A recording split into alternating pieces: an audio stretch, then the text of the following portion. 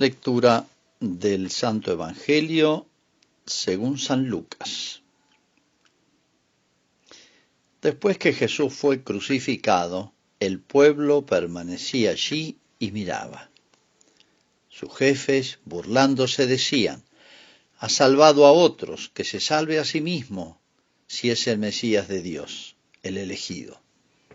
También los soldados se burlaban de él, y acercándose para ofrecerle vinagre le decían: «Si eres el rey de los judíos, sálvate a ti mismo». Sobre su cabeza había una inscripción: «Este es el rey de los judíos». Uno de los malhechores, crucificados, lo insultaba diciendo: «¿No eres tú el Mesías? Sálvate a ti mismo y a nosotros». Pero el otro le increpaba diciéndole: «¿No tienes temor de Dios, tú que sufres la misma pena que Él?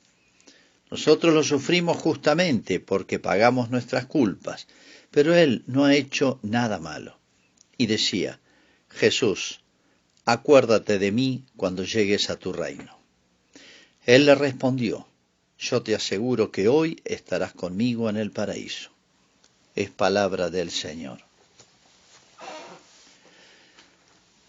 Hoy estamos viviendo, hoy en nuestros tiempos, en el mundo, que a través de todos los medios técnicos que hay ahora nos enteramos al momento de lo que está pasando en los lugares más remotos, y al instante nos enteramos. Vemos cómo en el mundo podemos decir las cosas andan mal.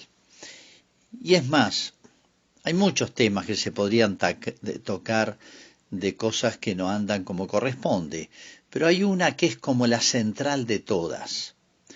Hay una que es como el vértice de todos los males, o la raíz de todos los males. Y podemos decir que es, siguiendo el pensamiento del Papa Pío XI, que puso esta fiesta de Cristo Rey en el año 1925, y cuando él justifica en una encíclica bellísima, que sería muy lindo que los cristianos la releyeran, se llama la Quas Primas, él explica, dice: ha terminado la Primera Guerra Mundial, 1914-1918. Él la está escribiendo en 1925. Ya han pasado algunos años. Dice: se han hecho tratados de paz, pero sin embargo, no creamos en esta paz, lo digo con mis palabras, porque no ha habido pacificación de los corazones, de los grupos humanos. Y si hay una paz de los vencidos es porque, bueno, no les quedó otra que firmar ese tratado de paz, ni de los que son vencedores, porque tienen el alma llena de ambición, y las relaciones humanas no han quedado resueltas con un tratado. El único que es capaz de resolver este problema, que estalló en una guerra mundial atroz como fue la Primera Guerra Mundial, es Cristo. Y él habla por eso con esa frase lapidaria: la paz de Cristo en el reino de Cristo. Con esto el Papa estaba preanunciando la Segunda Guerra Mundial, que vino poquitos años después, pero percibía perfectamente, hacía el diagnóstico perfecto de la situación de la Europa de la post-Primera Guerra Mundial, con la cual prácticamente se inaugura el siglo XX, tan orgulloso de sus logros científicos y tecnológicos. Obviamente el Papa, con esa visión de fe, estaba dando exactamente en el clavo, y tenía razón. Bueno, el título de Cristo Rey, al cual están vinculados otros aspectos, tal vez no estemos muy acostumbrados a ponerlo de relieve. En una estadística que hizo el CONICET hace pocos días, que se hicieron públicas, bueno, en el tema religioso preguntaban: ¿usted cree en Dios? ¿Cree en Jesucristo? Sí. ¿Cree en el infierno? No. ¿Cree en la iglesia? No. Y uno dice: qué confusión. ¿En qué Cristo creo? ¿En un Cristo que yo me fabrico? ¿En un Cristo publicitado? ¿En un Cristo de esas fotos, póster, imágenes que a veces uno ve un rubio de ojos celestes, sembrando una especie de predicación de solidaridad entre los hombres, que sensible ante las males y los dolores y las cruces ajenas. Sí, está bien, está bien. Pero a veces un Cristo fabricado por nosotros y empequeñecido enormemente. Miren, cuando San Pablo predica a paganos, en dos palabras le dice quién es Cristo, quién es Dios. Le dice, creador del cielo y la tierra, y que ha de venir a juzgar a vivos y muertos. Dos expresiones que, si las entendemos bien, son fuertísimas. Creador del cielo y la tierra. O sea, ¿Cristo quién es? Dios. Y este cosmos enorme que nos fascina, nos admira, cuya profundidad no conocemos, cuya antigüedad mucho menos, sobre el cual la ciencia investiga y no llega apenas a conocer lo mínimo, que tiene más misterios que cosas develadas, certezas. Dios hizo el cielo y la tierra y lo sostiene. Porque si Dios no sostuviera el universo, vuelve todo a la nada. Y que ha de venir a juzgar a vivos y muertos. O sea, está en el principio de todo y en el fin de todo. Sobre todo acá, el juicio corresponde a los hombres, no al resto de la creación. Y nos debiera hacer pensar mucho. Son dos frases durísimas, claras, yo diría más que duras, luminosísimas, que si uno las piensa, las medita, no le queda otra que decir, sí, es lógico que es así. Pero ¿somos consecuentes con eso? Fíjense, ¿por qué le damos este título de Cristo Rey? ¿Qué significa? Le damos este título, lo cual significa derechos. Un rey, estamos haciendo una comparación con las cosas humanas, tiene derechos y deberes. Bueno, hoy no se habla más que de derechos. ¿Qué se logra con eso? Crear una especie de egoísmo total. Nadie tiene deberes, todos tienen derechos. Entonces estamos creando un egoísmo social, individual, familiar, que hace estallar todo lo que tenga que ver con las relaciones humanas. Ya estalló el matrimonio, estalló la familia, estalló el pueblo, la ciudad, el país. Hoy vemos incendiarse América y con problemas de fondo que no tienen manera de resolverse, por más que hayan llamados de paz de los pueblos, de las Naciones Unidas, de los episcopados, de voces solitarias, porque está, lo que decía el Papa, el problema en el corazón del hombre, y yo diría en la cabeza del hombre. El corazón significa las dos cosas, ante todo la cabeza. ¿Cuál es la raíz de todos los problemas de antes de la Primera Guerra, de la posguerra, de la Segunda Guerra y acrecentados en nuestro siglo XXI? Y bueno, el Papa lo resume en una palabra. Es que hemos desconocido, y no solamente hemos desconocido, sino que hemos, por así decir, pronunciado de mil maneras distintas esa tremenda frase que Jesucristo la dice en una de las parábolas del final de su vida. No queremos que éste reine sobre nosotros. No queremos que éste, Jesús, reine sobre nosotros. Matemos al Hijo, dice la parábola, y nos quedaremos con su reino. ¿Qué es lo que notamos detrás de todos los fenómenos? El pensamiento moderno, posmoderno, progresista, como quieran llamarlo, liberal, marxista, socialista, masónico, etc. En último término, el Papa lo resume: hemos arrebatado a Cristo y nos hemos quedado con lo que hemos arrebatado, lo que le corresponde a Él. Y esto no ha sido la muerte de Dios, es la muerte del hombre, es la muerte de la sociedad, es la aniquilación de todo lo humano. ¿Qué títulos tiene Cristo? Miren, para un cristiano esto es muy redundante. Para un cristiano decir Cristo, y si uno recuerda nomás que el centro de la predicación de Cristo era el reino de Dios y el reino de los cielos, ya eso nos bastaría para darnos cuenta todas las consecuencias de esto. Saber que Dios y Cristo es Dios. Es creador del cielo y la tierra, y no solamente creador del cosmos que nos admira, no solamente creador, sino conserva el cosmos y el universo con su omnipotencia. Ya eso, si lo pensamos y lo aceptamos y lo vemos, nos debiera deslumbrar y hacernos ponernos de rodillas delante de Dios.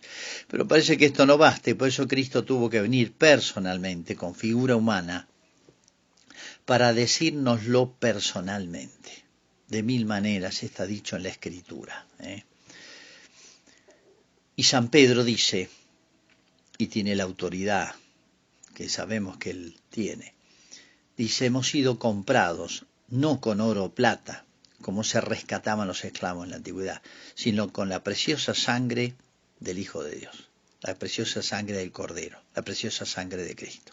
O sea, no solamente por ser Dios, sino que nos dio un título, yo diría, más visible, más convincente, más cercano, más indiscutible, que es el de la pasión, muerte y triunfo de Cristo.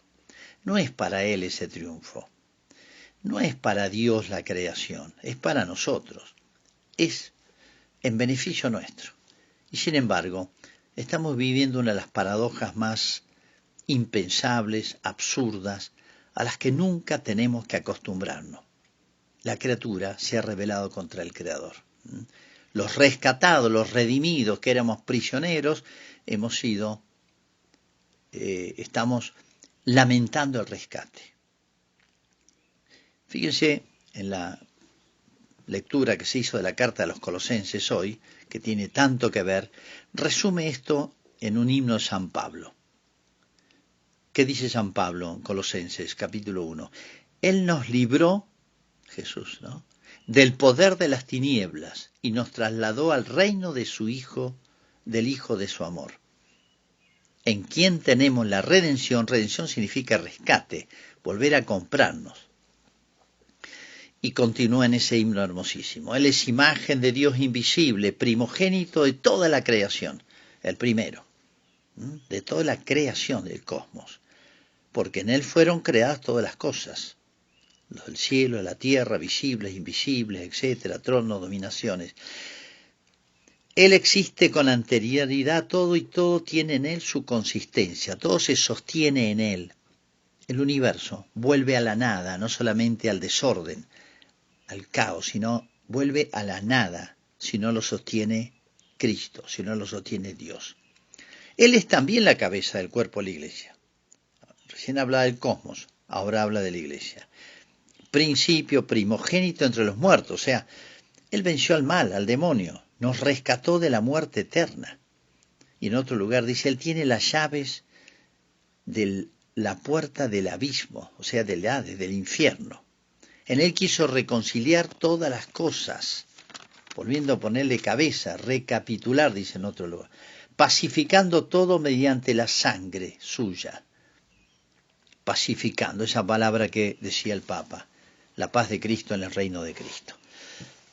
¿Por qué es tan conmocionada la sociedad, llena de conflictos, que toda la psicología y psiquiatría moderna no va a resolver jamás, ni recetas, ni tratados? Pues falta Cristo.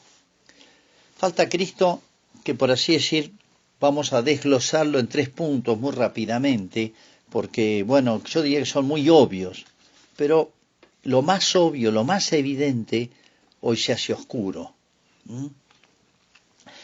Se suele decir que hoy es muy afirmar que las autoridades políticas, en la antigüedad era el rey, hoy póngale el título que quieran, una sociedad necesita 3 autoridades, entre comillas, que tengan distintas funciones: ejecutivo, legislativo y judicial. El Papa lo analiza en los 3 aspectos. Ejecutivo, el que ejecuta. Bueno, todo ha sido creado por Él, todo se sostiene en Él, y Él, con su providencia, gobierna el cosmos. Es un tema tan obvio para una mente sana. Hay una frase hermosísima, el libro de sabiduría, que dice, su poder se extiende del uno al otro confín, o sea, en todo el cosmos, y todo lo gobierna suavemente. es de ver las leyes de la naturaleza, llega la primavera, cómo hay todo ese orden que nos llena de alegría, de complacencia y, y nos gusta este mundo, ¿eh? Y queremos cuidarlo, y tanto se habla hoy del cuidado del planeta, no ir contra lo que podríamos llamar la naturaleza, pero ¿y el autor, el creador de la naturaleza, dónde está? No se habla de él. Los hombres y hasta los animales y hasta la tierra tiene derechos hoy, pero no los tiene Dios ni Cristo. Hoy es el día de los derechos divinos. Hoy es el día de los derechos de Cristo. Se habla de la famosa memoria. Bueno, tengamos memoria y remontémonos al origen de la creación y hace 2000 años la gran obra de Cristo. Es hermoso el texto de San Pablo, dice, todos miraban a Cristo crucificado.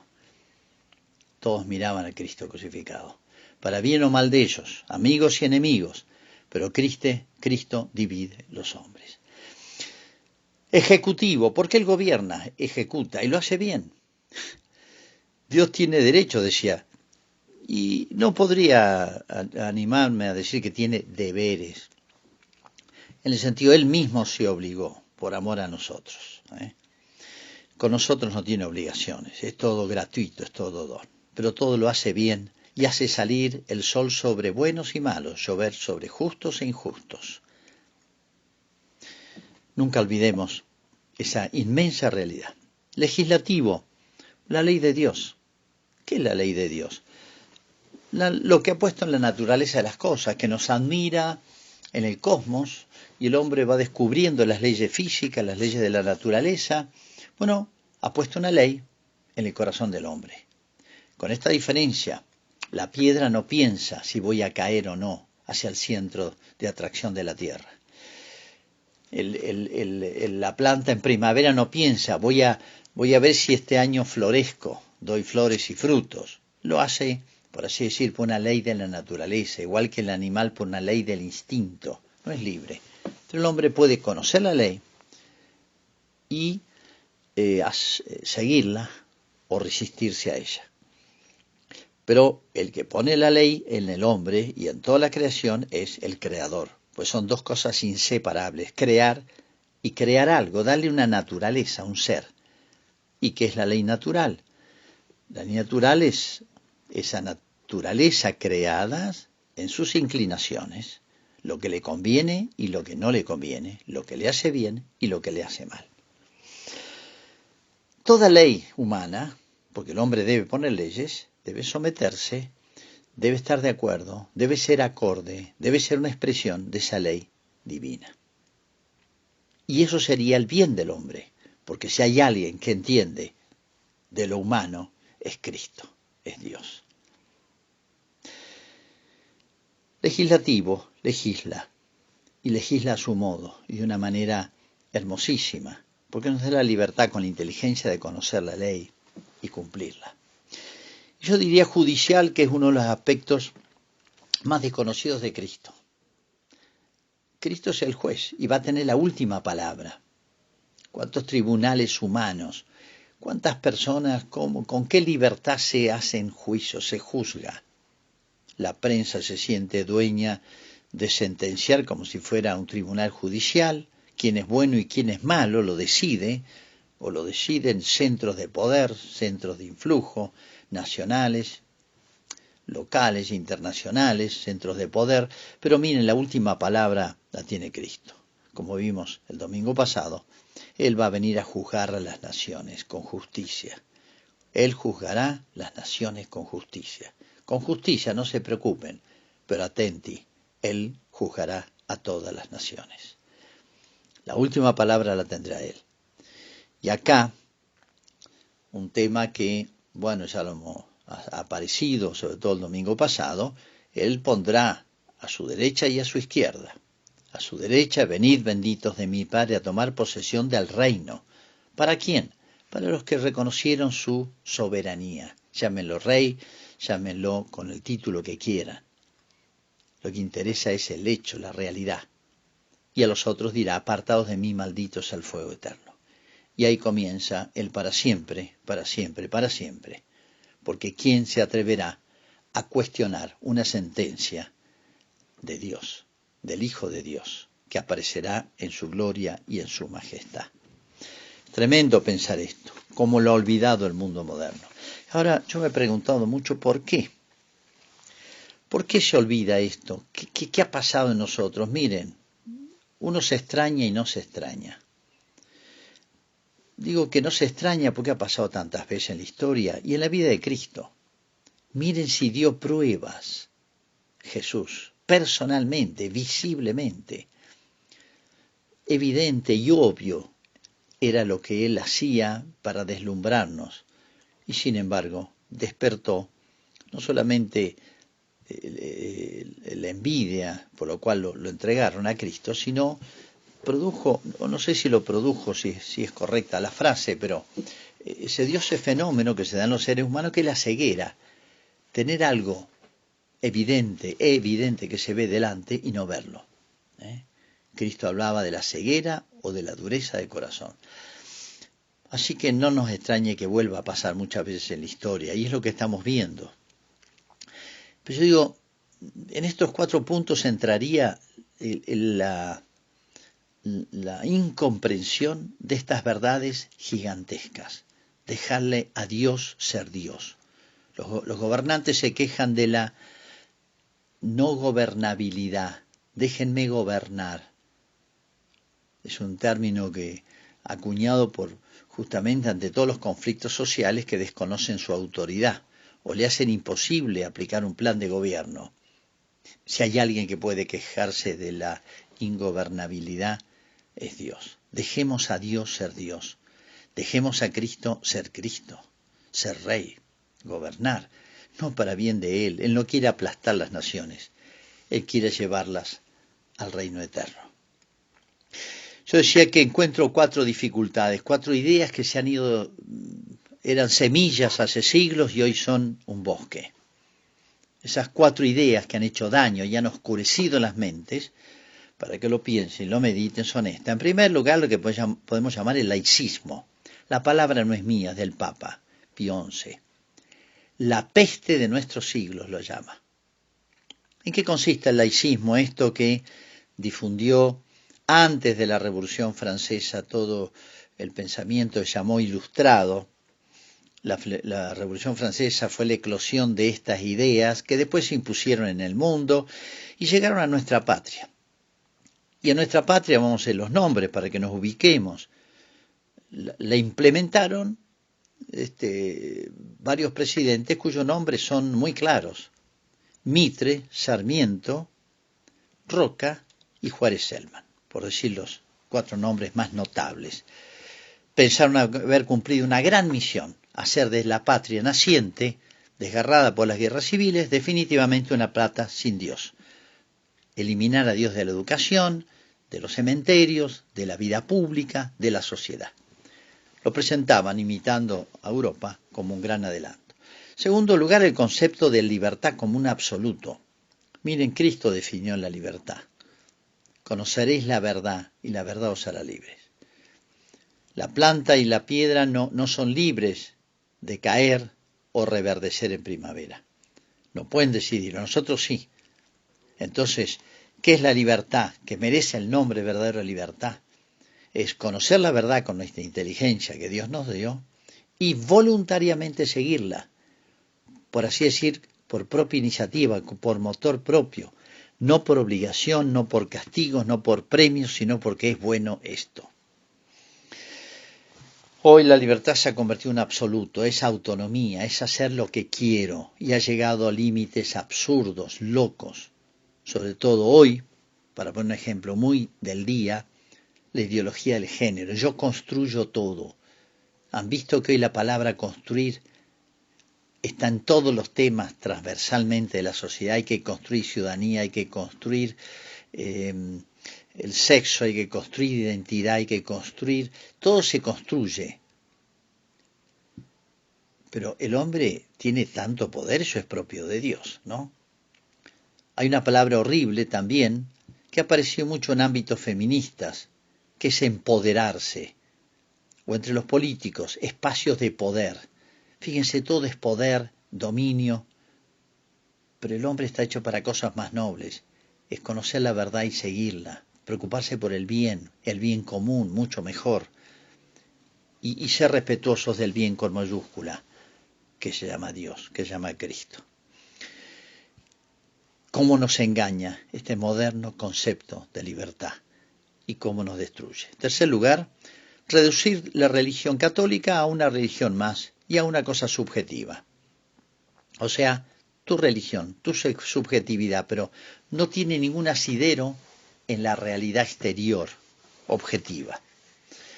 Cuarto lugar, las grandes mentiras. No es el tiempo ahora para exponerlas. Las grandes mentiras históricas. Pero la puedo reducir en 2 palabras.